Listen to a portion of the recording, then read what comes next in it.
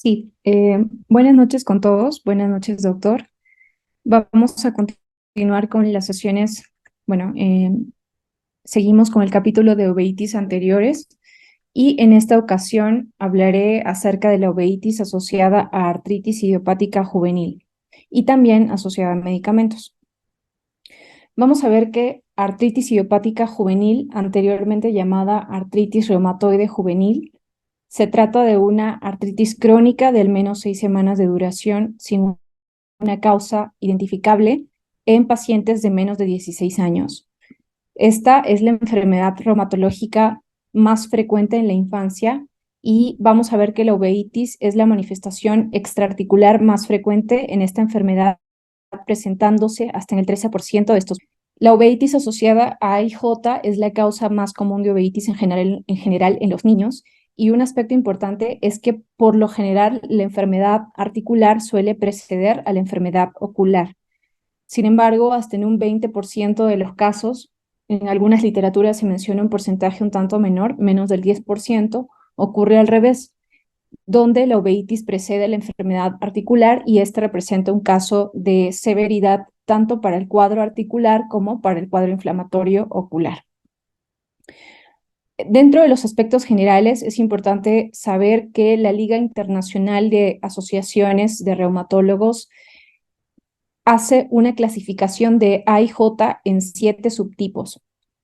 Si bien es cierto, los reumatólogos son los que finalmente realizan el diagnóstico específico de artritis idiopática juvenil, especificando el tipo de AIJ que pueda presentar el paciente, es muy importante que nosotros tengamos en cuenta esta clasificación porque de acuerdo a cada uno de los subtipos existe un riesgo específico para desarrollar uveitis. Vamos a ver que estos tipos son la artritis sistémica, la oligoartritis, que se caracteriza por afectar 4 o menos articulaciones. Puede ser persistente o puede ser extendida. En el caso de la persistente es cuando después de los 6 meses de enfermedad continúa afectando entre 4 o menos articulaciones. Y en el caso de la extendida es cuando después de los 6 meses afecta más de 4 articulaciones. Otros tipos de AIJ son la poliartritis, factor reumatoide negativo, poliartritis, factor reumatoide positivo. Tenemos con menos frecuencia a la artritis psoriásica y a la entesitis relacionada a artritis. También hay una forma de artritis idiopática juvenil indiferenciada. Entonces, les mencionaba que es importante, de todas estas, vamos a ver que la forma más común de AIJ es la oligoarticular y del mismo modo, pacientes con esta forma de enfermedad tienen el mayor riesgo de desarrollar uveitis. Además, en relación a la edad de presentación, la AIJ se presenta con frecuencia entre los 2 y los 7 años. Esto también es variable de acuerdo al tipo de AIJ. Y en función del sexo, vamos a ver que la uveitis asociada a IJ se presenta comúnmente de forma más temprana en mujeres en comparación con los varones. Y también la uveitis se presenta dentro de los 4 años post-diagnóstico de enfermedad articular. Aquí está lo que ya les mencionaba, que hasta un 20% de los pacientes van a presentar la enfermedad ocular antes del compromiso articular sistémico, en cuyo caso habla de un pronóstico mucho más desfavorable tanto para la enfermedad articular como la oftalmológica.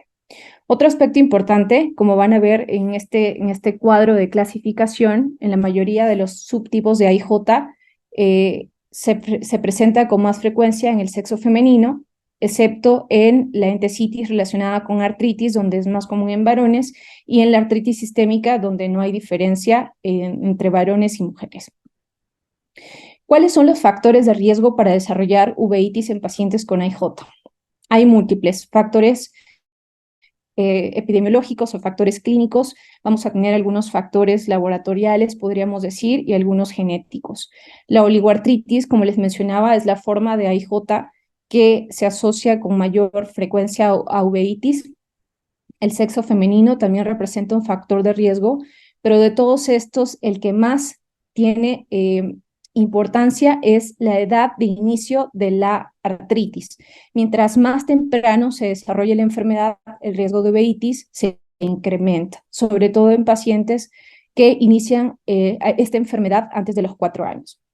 Por otro lado, se ha visto que las personas afroamericanas tienen un riesgo menor en comparación con los caucásicos blancos de desarrollar AIJ. La positividad de los anticuerpos antinucleares es otro factor de riesgo, el factor reumatoide negativo. De hecho, se menciona que la positividad del factor reumatoide que se ha visto en un porcentaje bajo de estos pacientes con AIJ podría representar más bien un factor protector. Y en el caso de que tengan positivo el factor reumatoide, realmente cursan con un cuadro mucho más severo de la enfermedad. También se ha visto que pacientes con uveitis y AIJ tienen expresión del antígeno leucocitario humano, DRB1, y hay un grupo de pacientes, principalmente los que tienen AIJ de tipo entesitis, que por lo general son varones de más de 6 años, que se asocia en más del 70% de los casos a HLA-B27 positivo. Y como vamos a ver más adelante, el cuadro uveítico es muy distinto al resto de los demás tipos de AIJ. Otro factor de riesgo importante que se ha mencionado en últimos estudios es la deficiencia de vitamina D. Se ha visto que la deficiencia del mismo se asocia a una alta enfermedad, tanto articular como se incrementa el riesgo de uveitis en estos pacientes. Entonces, este es un estudio que incluyó en promedio 360 pacientes y valoraron cuáles eran los valores, cuáles eran la cantidad de colicalciferol que presentaban en sangre, encontrando que los pacientes que tenían uveitis, el nivel de vitamina D era menor en comparación con los pacientes que no desarrollaron uveitis. Por otro lado, incluso se menciona que por cada aumento de 1 nanogramo por mililitro en colicalciferol hubo una reducción del riesgo de uveitis en un 5%. En este estudio también se encontró que los pacientes que desarrollaban uveitis habían manifestado la enfermedad articular de forma más temprana, en promedio 4 años, versus los pacientes que no desarrollaron uveitis, donde la enfermedad se presentó a una edad más avanzada. La positividad de los ANA estuvieron en mayor porcentaje presentes en el grupo de pacientes que desarrollaron uveitis, y también la mayoría de pacientes que no desarrollaron uveitis tenían previamente tratamiento con inmunosupresores, específicamente con metotrexate. Como ya les mencionaba, la Liga Internacional de Asociaciones para Reumatología hace la clasificación de los distintos subtipos de AIJ. Les mencionaba ya que la forma más común es la oligoarticular. Como vemos, más del 70% de estos pacientes van a tener una positividad para los anticuerpos antinucleares.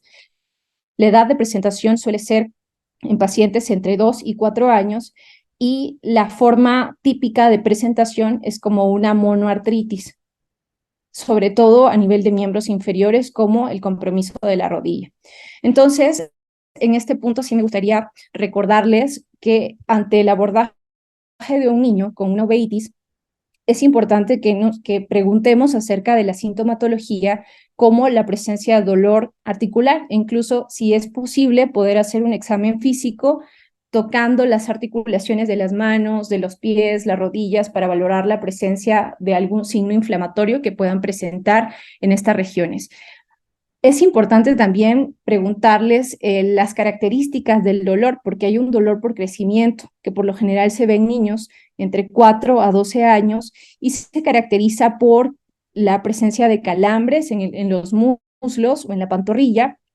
Nunca es un dolor matutino y responde muy bien al masaje y además suele ser bilateral. Entonces, siempre es importante que chequemos bien o que abordemos bien cuál es el tipo de dolor o cuáles son las características del dolor que pueda presentar el paciente.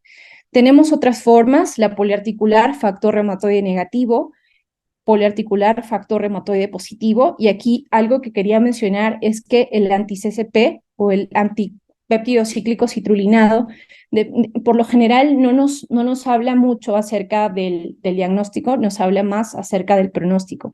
La positividad del mismo se asocia a cuadros un poco más severos de la enfermedad.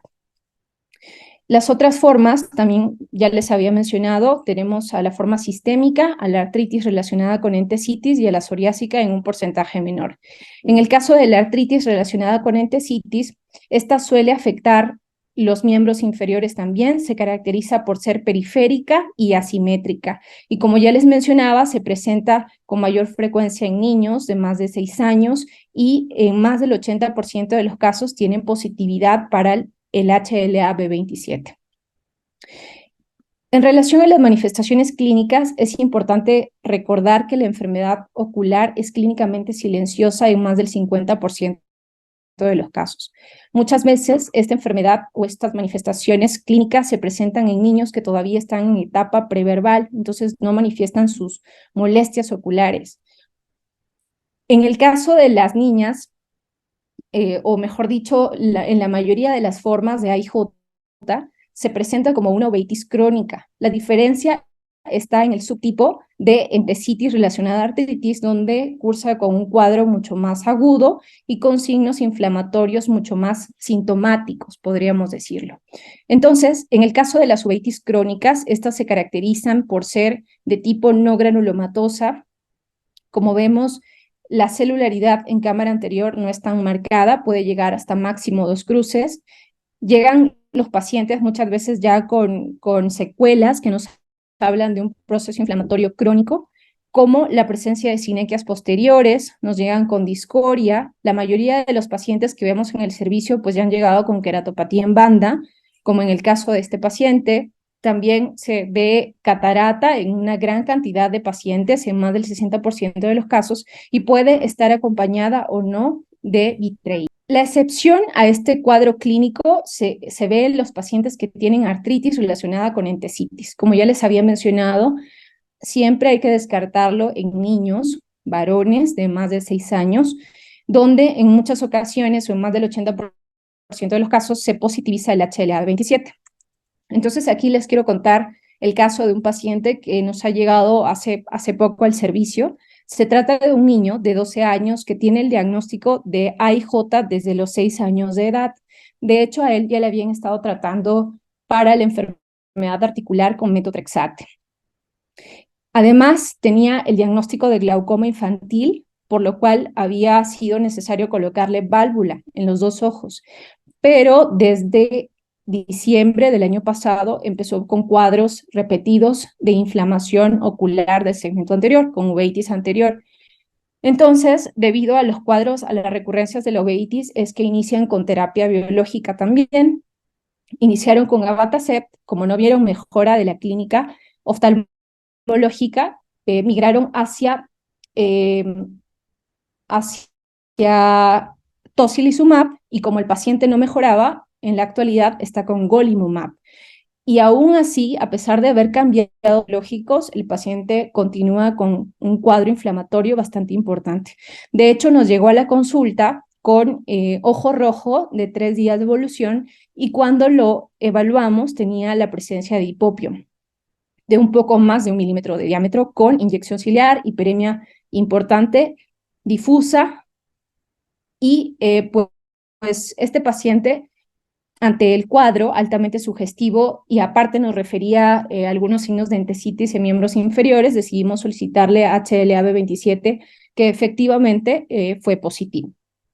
Entonces iniciamos con dosis con esteroides tópicos, con paraoculares también. El paciente respondió favorablemente, ha disminuido notoriamente el hipopion, en la actualidad ya no tiene.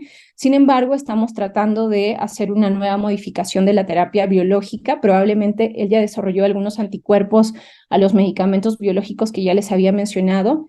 Idealmente lo que él necesita es adalimumab. Entonces estamos en ese proceso con él.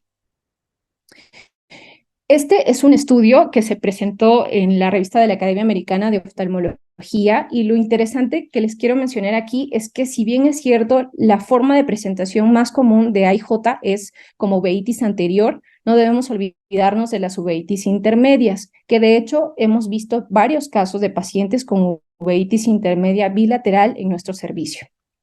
Y aquí les quiero contar algunos de esos casos. Este se trata de un paciente masculino de 11 años de edad que nos refería a miodesopsias de 4 meses de evolución en el ojo derecho.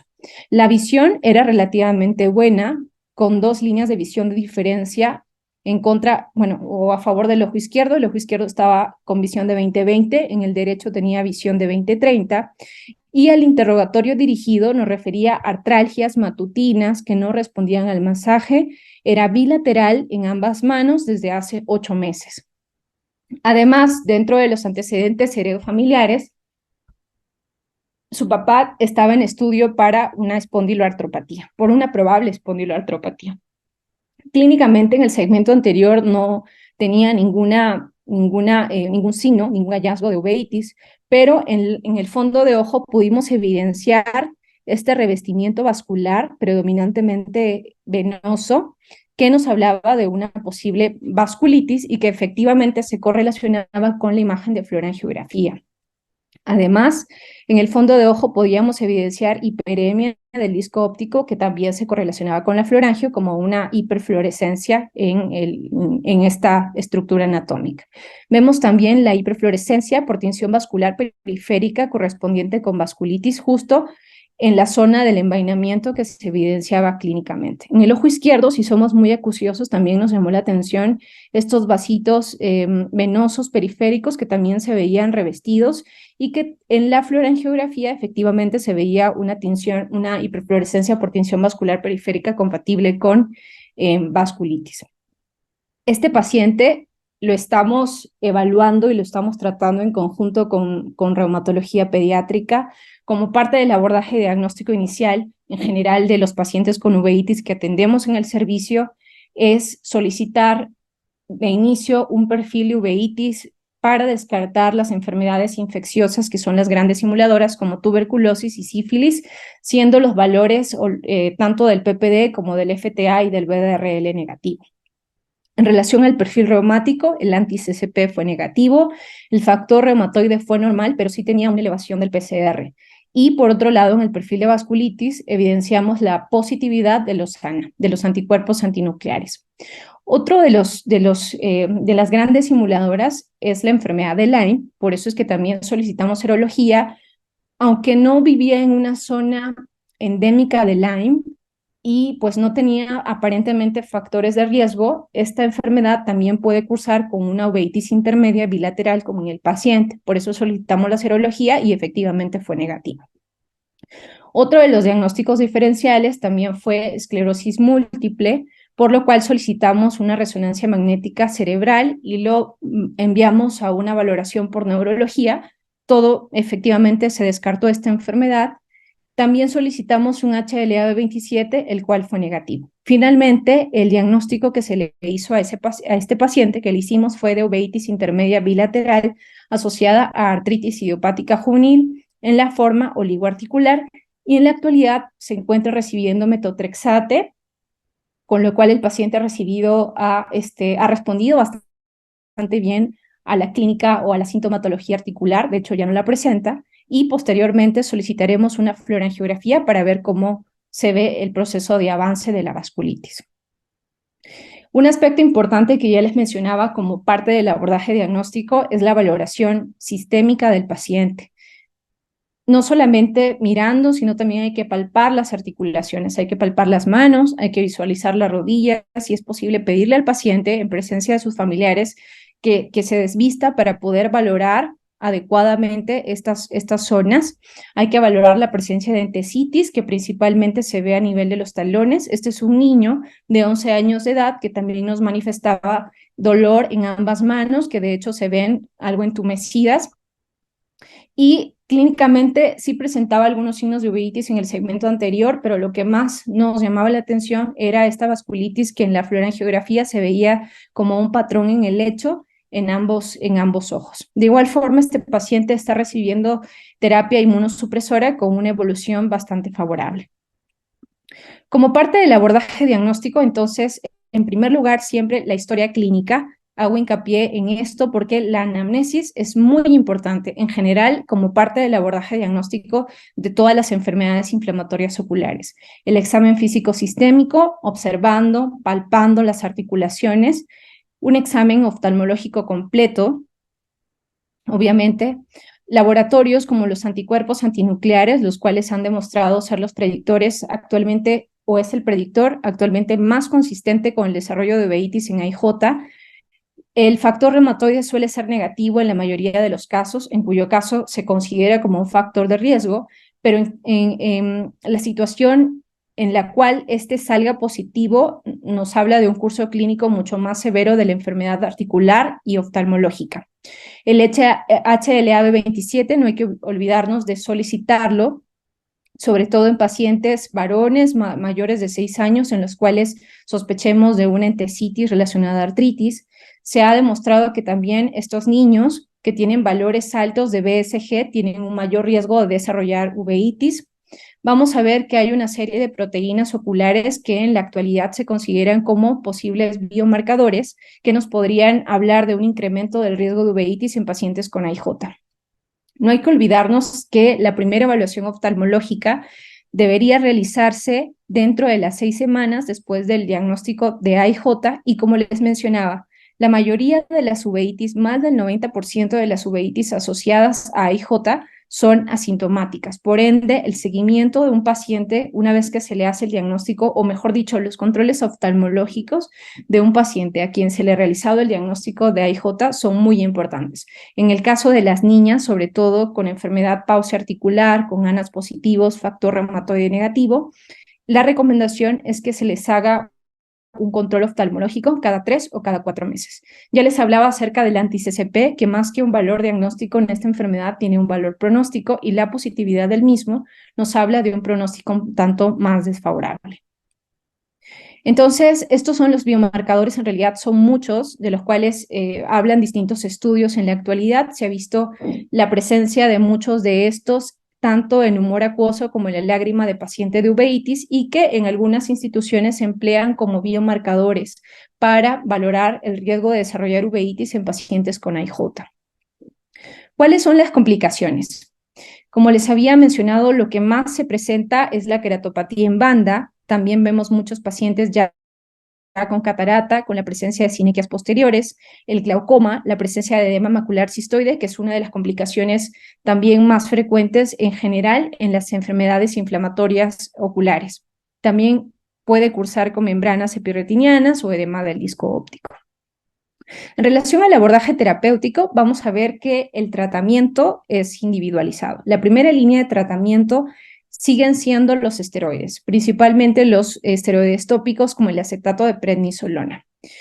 El estudio más grande, o bueno, uno de los estudios más grandes de uveitis en AIJ es el estudio SHARE, el cual menciona, o mejor dicho, no recomienda tanto el uso de esteroides sistémicos en niños por el riesgo que puede o los efectos adversos que pueden ocasionar en los niños. Por ejemplo, el retraso en el crecimiento o también el mayor riesgo de osteopenia. Incluso recomiendan en algunas ocasiones, algunos reumatólogos pediatras, la indicación de vitamina D asociado a calcio como suplemento cuando tenga que indicarse la prednisona en los niños. Cuando indican los corticoides sistémicos en casos de uveitis asociadas a IJ que son muy severas o que amenacen la visión. Incluso en estos casos se pueden administrar pulsos intravenosos de metilprednisolona. Si es que el paciente no responde favorablemente a los esteroides tópicos, por lo menos 3 meses de uso de estos esteroides, pues podríamos, o la recomendación es que se inicie con terapia inmunomoduladora sistémica. Inicialmente se usan los fármacos no biológicos, pueden ser los antimetabolitos, y el que hasta ahora ha demostrado tener mayor eficacia en el control de las uveitis asociadas a IJ es el metotrexate. De hecho, este medicamento no solo es el más eficaz, sino también la posología es mucho más accesible, mucho más factible para el paciente porque únicamente se administra fines de semana. Y además hay 2 formas de administración, por vía oral o por vía sistémica. O por vía subcutánea. Preferimos la vía subcutánea por los menores efectos adversos que puede ocasionar, sobre todo gastrointestinales, que es el principal efecto adverso que presenta este medicamento, y lo otro es que obtenemos una mayor biodisponibilidad del medicamento.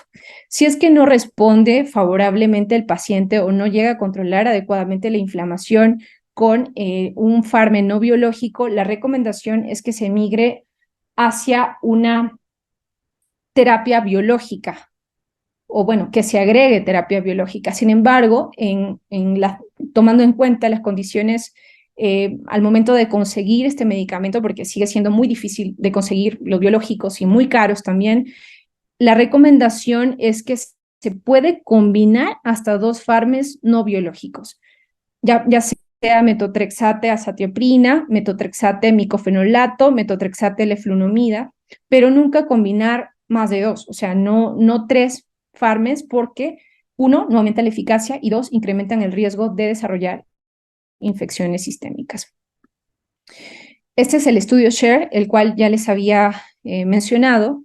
En este estudio recalcan que el metotrexate es la primera opción en relación a la terapia inmunomoduladora. Estas son algunas de las sugerencias que también hace este estudio. Ya les había mencionado que los esteroides siguen siendo la terapia de primera línea. Corticoides sistémicos únicamente en casos de uveitis severa o ya en presencia de complicaciones como el edema macular cistoide. Si es que no se alcanza la inactividad dentro de los 3 meses de haber, o después de los 3 meses de haber usado esteroides, pues se recomienda el uso de los fármacos, inicialmente los no biológicos, como el metotrexate, que sería el de primera elección. Por otro lado, si es que el paciente no tolera el metotrexate o es ineficaz, se puede cambiar de fármaco, un otro antimetabolito, o en todo caso se podría añadir a un fármaco biológico. Y la secuencia en relación a la recomendación de los biológicos, o mejor dicho, la elección en estos casos son los anti-TNF, y esta es la secuencia que recomienda este estudio. Inicialmente, o el de primera elección es el adalimumab, si no funciona, infliximab o golimumab, y por último, certolizumab. En relación a adalimumab e infliximab, realmente ambos han demostrado, mejor dicho, controlar adecuadamente la uveitis. Sin embargo, se ha visto que adalimumab disminuye el riesgo de brotes o de recurrencias del cuadro inflamatorio ocular en el tiempo, a diferencia de infliximab. Si es que el paciente no responde, tiene una AIJ refractaria, se puede modificar el tratamiento, o se puede cambiar a abatacept o a rituximab o a tocilizumab. Los últimos estudios que están a favor de tocilizumab nos hablan del efecto que tiene este medicamento sobre el edema macular cistoide en pacientes con uveitis asociada a esta enfermedad. El etanercept en general no se recomienda en las uveitis. Si bien este medicamento es muy bueno para controlar la enfermedad articular sistémica, ha demostrado que incrementa el riesgo de brotes de uveitis en el tiempo, así que no lo recomendamos, no se recomienda el etanercept. Ahora, van a haber algunos casos donde de inicio, o sea, no se tenga que esperar cierto tiempo para indicar la terapia inmunosupresora. Entonces, desde el inicio se debería considerar la misma. Entonces, se han propuesto, o este estudio propone, algunos factores de mal pronóstico donde debería iniciarse la terapia inmunosupresora junto con los esteroides. Por ejemplo, en casos donde la uveitis anteceda a la artritis, o en casos donde ya hayan complicaciones que nos hablen de un cuadro inflamatorio ocular crónico, como la presencia de sinequias posteriores, queratopatía en banda, glaucoma, catarata, hipotonía, que muchas veces puede ser secundario al desprendimiento de cuerpo ciliar por la misma inflamación, edema macular cistoide, y también la presencia de vitreitis. Este es un estudio, el SICAMOR, que hace un seguimiento a 5 años de pacientes con uveitis asociada a AIJ, donde hicieron una comparación entre el uso de metotrexate solo versus adalimumab más metotrexate, encontrando que la combinación de metotrexate más adalimumab disminuyó la necesidad del uso de esteroides tópicos y también redujo hasta en un 75% el fracaso del tratamiento, el cual estaba basado en el control o la disminución del cuadro inflamatorio en función de la celularidad en cámara anterior. Sin embargo, el tiempo por el cual se debería dar el biológico todavía permanece indefinido. En este estudio se encontró que se produjo una recaída después de suspender el adalimumab en promedio 18 meses después. Estos, bueno, son algunos de los estudios que hablan acerca del uso de tocilizumab, sobre todo en pacientes con uveitis asociadas a IJ, que ya tienen complicaciones como el edema macular cistoide. Incluso se prefiere que estos medicamentos podrían preferirse en lugar de los anti-TNF en niños que desde el inicio presentan esta complicación.